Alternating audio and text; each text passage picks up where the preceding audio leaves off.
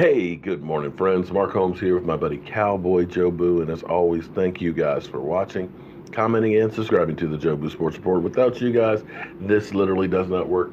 Let's get open for business here. Some 189 days, 12 hours, 6 minutes, and 45 seconds away from kickoff of the 2018 season. And thank you guys for joining this morning's edition of Don't Sleep on the Dallas Cowboys, because you literally cannot sleep on the Dallas Cowboys. Things happen late in the evening, late at night, first thing in the morning, so you want to be up to speed with all that is America's team. Well, guys, tomorrow starts out workouts on the field for the Combine. The Dallas Cowboys, well, they are shaping the team that they want to be for the 2019 season. They've let Terrence Williams go.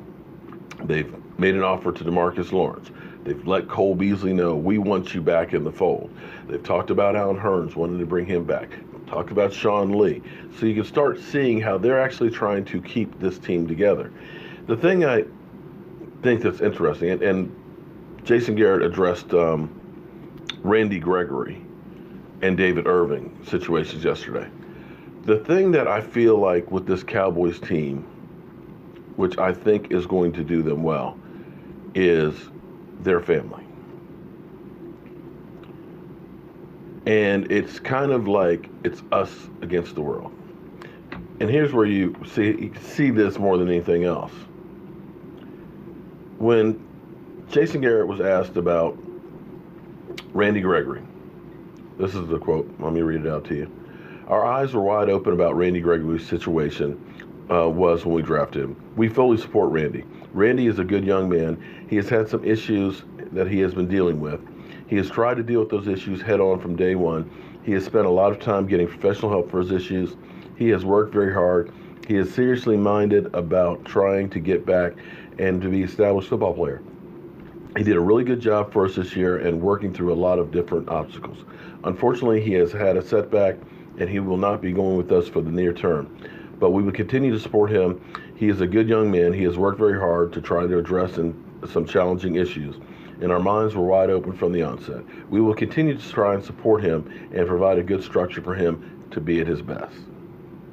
When asked about David Irving, I don't want to get into specifics with David Irving. Obviously, he's dealing with some difficult things over the course of the year and really wasn't part of our team this past year. He's a free agent, and as we know, we'll address the specific issues with specific guys as we go.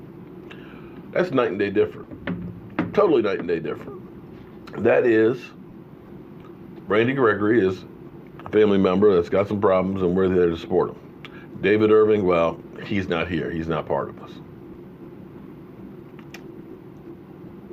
So any of you who hope that maybe we'll get David Irving back, one, he probably is going to be suspended for some time, maybe for a whole season. We don't know, but he's definitely in the program being looked at by the NFL.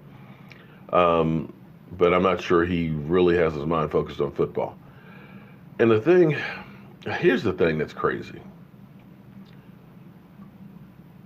When you look at Randy Gregory's suspensions for marijuana, I don't smoke weed. I've never been a weed person. But when you look at now, it's basically becoming legalized throughout the country. It's got medical uses. You got farms that are cultivating it for specific reasons where it's being used for cancer, for glaucoma, for settling people down.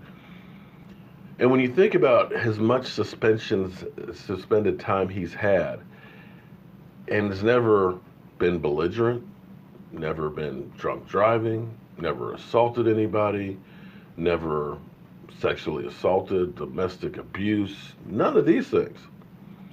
Yet he's suspended over and over and over and over again for smoking marijuana. Yet there's guys out there that have beat the crap out of people who have sexually assaulted people that haven't gotten anywhere near what he's gotten. You got others that are actually going to brothels and getting arrested. So you kind of look at this and say, the fuck? But be that as it may, I've actually got to do some film work and stuff for United Way and things, and I am truly blessed to have met and worked with some really, really good people, some great leaders, in fact. One thing I've learned, is guys that give back have always been natural leaders. Sean Lee, who was our nominee for Man of the Year last year, that guy's a leader. People follow him. Demario Davis. Demario instantly went to New Orleans and became a leader on the field, and people followed him immediately. That guy gives back 150%.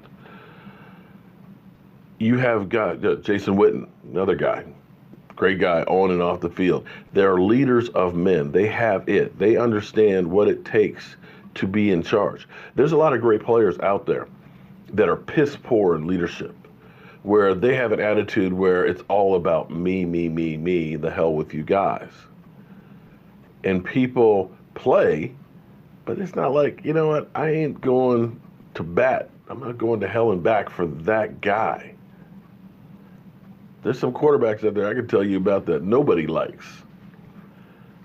They're great quarterbacks. They can play incredible, but they just don't have it as far as that leadership ability. But that's one of the things that Dak has.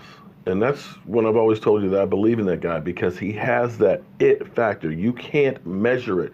You can't quantify it. You can't see it. You just know it's there. People will run through a brick wall for you. People will go to hell and back for you, with you. And the thing that I love about this team, and I say that team because I truly believe that this is a team, that they are developing this whole team chemistry. When you see things and hear things like this, it's subtle. This is Dak's Instagram yesterday. Shout out, not to my coworkers, but to my brothers. Sometimes being a brother is even better than being a superhero. Mark Brown. Thankful is an understatement. That's a guy who gets it. That's a guy who understands that it's not just me. It's all of us together.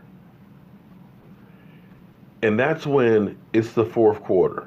Things are going down. Those guys come together and will themselves to win as a family. And so here's how you know that that's a fact.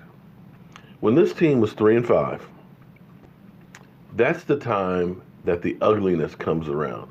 That's when people start losing it. That's when people start feeding on each other. But instead of this team rolling over and dying, they did something that no team had done in the NFC before, which is start out 3-5 and end up winning the division. They stayed together, even though everybody was calling for Jason Garrett and Scott Linehan to be fired and blow the whole thing up. They still believed in each other. And you could look around and see, like Green Bay, that, Aaron Rodgers threw the coach under the bus and everything else, that it cratered. You can look at Pittsburgh, which is a team that constantly is winning with, great talent, winning Super Bowls and everything else. You can see how that whole team imploded. The Washington Redskins, Swearinger, they had to ship his ass out because every week they were losing. He was swearing about the coaching staff and this guy and that guy. But you never, ever saw that from this team.